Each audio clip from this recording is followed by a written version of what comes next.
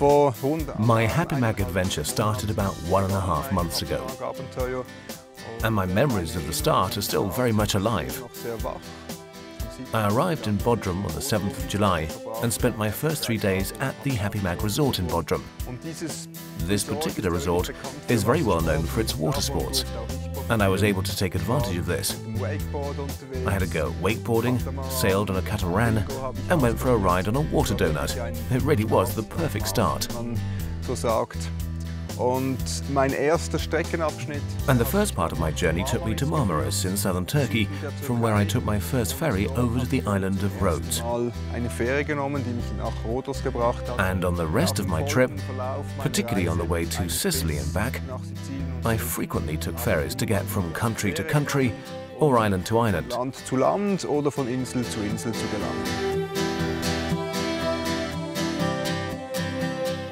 The first part of my trip was characterized by hot temperatures and a lot of climbing.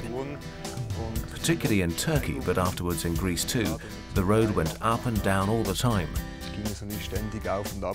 But at the same time, the countryside was breathtaking, with amazing views and great descents. But I certainly had to work for the descents first. And well, nothing really changed for the rest of the trip. It only really started to cool off when I left southern Italy behind me.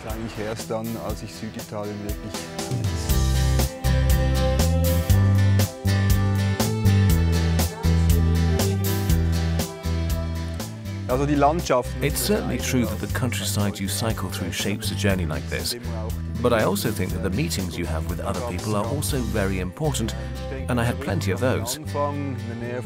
I think back to my breakfast experiences at the beginning near Bodrum, when I watched the women as they prepared gözleme.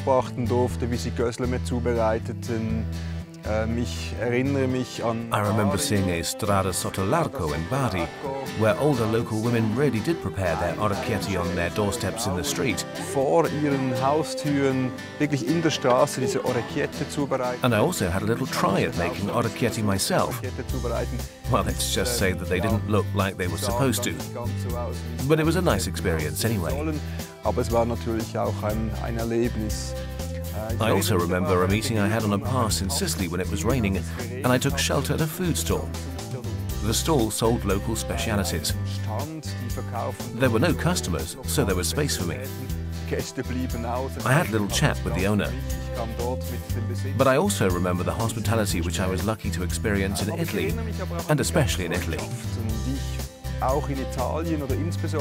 For example, I was invited into the home of Domenico, who's crazy about cycling, a real cycling enthusiast. He let me try out his recumbent bicycle, and his parents made the celli for me. It's a dessert speciality from the Abruzzo region. I helped them out a bit and got something of an impression of how life works here in Italy.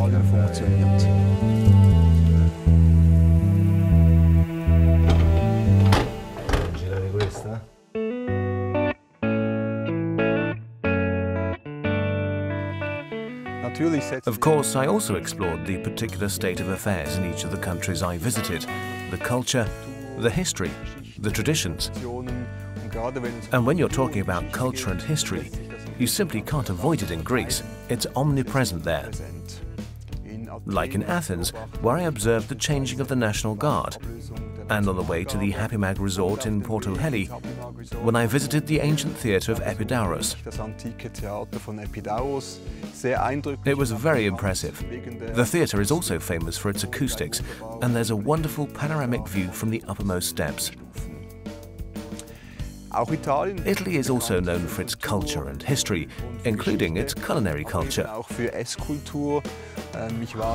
For example, I attended a pizza festival there, which several thousand people attended. Very impressive. Or, quite by chance, I went to a concert by Enzo Abitabile, an Italian saxophonist and singer-songwriter. And also, when I was cycling through the countryside, I often arrived in towns where a market was being held. I would then get off my bike and push it through the market to have a little look at what was on offer. Über den Markt und ein bisschen zu schauen, was es da so gibt.